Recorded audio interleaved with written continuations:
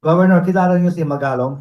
Mayor Yes, Magalong. yes, Mayor Magalong. O, anong basa niyo? Bakit siya nag-resign sa IC?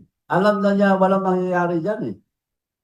Dahil ayaw galawin ang Ilocos Norte. So, useless. Walang power. Parang ginamit lang sila dahil honest silang lahat. Eh, yun, lumabas na. May mga ghost project. Bakit walang ginagawang gobyerno ngayon? Bakit inilipat sa Farm to Market Road? Ginawa nila yan. Honest na tao yung mga yan. Sila na nagsabi, maraming ghost project. So, demanda nila yung mga involved. Hindi, palitan na, hinto na raw flood control. Ayaw nilang malaman ng totoo. Punta naman tayo daw sa Farm to Market Road. Babanatan naman nila yung mga mayors para so lahat, ginugulo-gulo-gulo nila. Pag lang umabot sa kanya, anti-Marcos na ako. So, yun po ang nangyari. Sana po, wag tayong pabudol. Dahil, ang liwanag, sinabi na ang ICI, marami ghost project. Bakit tayo pupunta sa Farm Market Road? Bakit pinaibisigan ngayon mga iba? Hindi naman po tayo gago lahat ng mga Pilipino. Parang ginagago na tayo mga Pilipino. Siya naglabas. May Alzheimer nga siya dahil hindi niya alam, damay siya. Sila ang target, third biggest beneficiary of the Diskaya.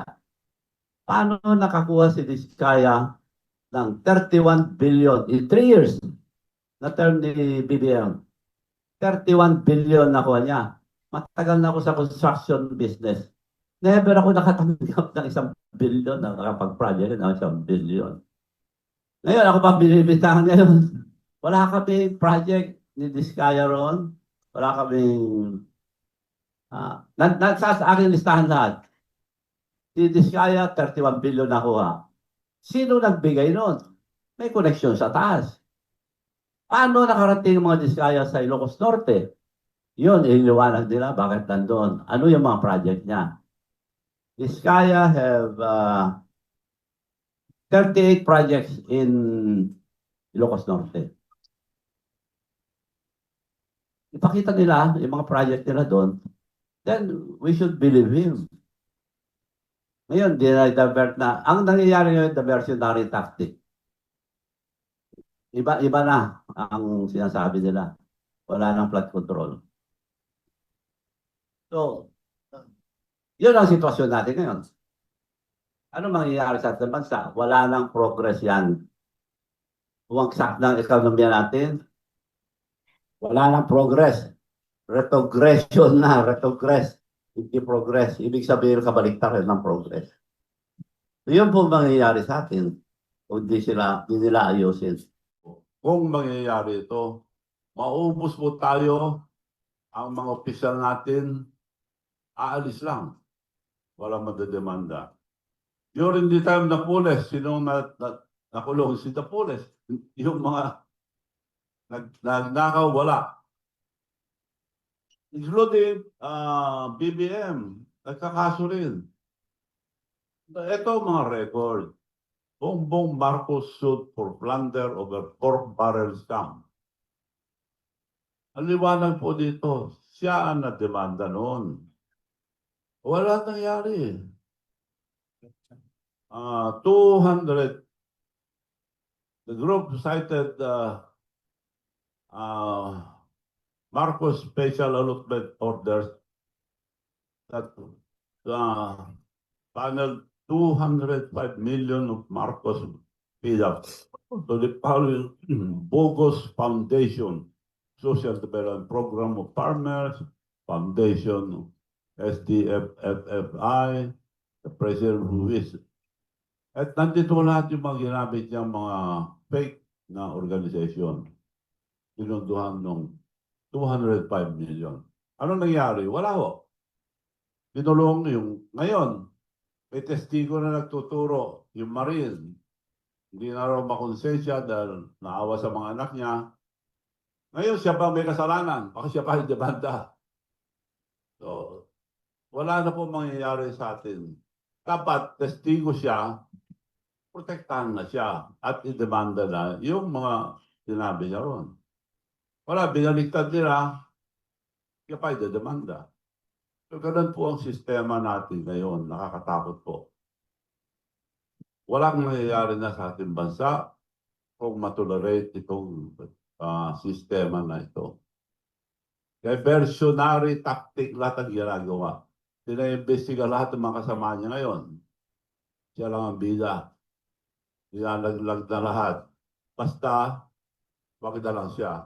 Pag umabot sa kanya, laglag lahat. Tapos na ang term niya. Well, Governor, kilala mo si Presidente. Anong mensahe mo sa kanya to BBM? Kasi anong sabihin ko po, mahirap mapagsabihan yung mga bangag. Sa bangag, sabi ni Maharlika eh.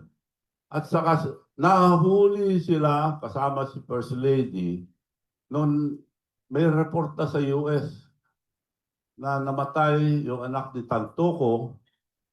Umiiyak daw yung asawa para tumawag ng 911, ayaw patawagin dahil na-overdose ng drugs. Now, may report na yon. May report na on record. 12 hours after sa report, bawal po yun. It's against the law sa US. Linilis nila lahat. Report nila, report ng mga US. 12 hours, linilis nila lahat, pero nagkalat pa rin daw ang cocaine. Galing po sa Amerika yung report niya. So meaning, talagang may nagdra-drug sa kanila. Kasi nag-cocaine. So paano sila mamubuno sa ating bansa kung matolerate ito? Marami po silang pera. Yung nga sinasabi ko na attack dog. Ngayon, kinakagat na ako yung mga attack dog. Ang attack dog, ulol na aso, pag nakaamoy ng flood control, kakagat. So yun mo, ngayon, ang kumakagat sa akin, ang dami ng, ako nga, kung totoo yung sinasabi nila, pakukulong ako. Wala po katotohanan. Ako record lahat, mag-base ako record, puro record. Now, siya sabi nila, weteng lord daw ako. Panahon ni GMA, pwede kong hihingin lahat.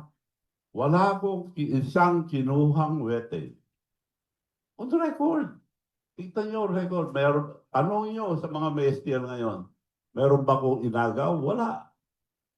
Kung interesado wala ako, di kumuha na ako. Wala. So, ano pa? Ang Black Sun. Black Sun mining. Binubugbog ako niya, Black Sun mining. Magbibigay ako ng 5 million kung ituro niya kung nasaan ang Black Sun mining na yan. Gawa-gawa ng mga attack dog. Mga ulol na aso na kumakagat pag nakaamoy ng pera. Marami po sila yan.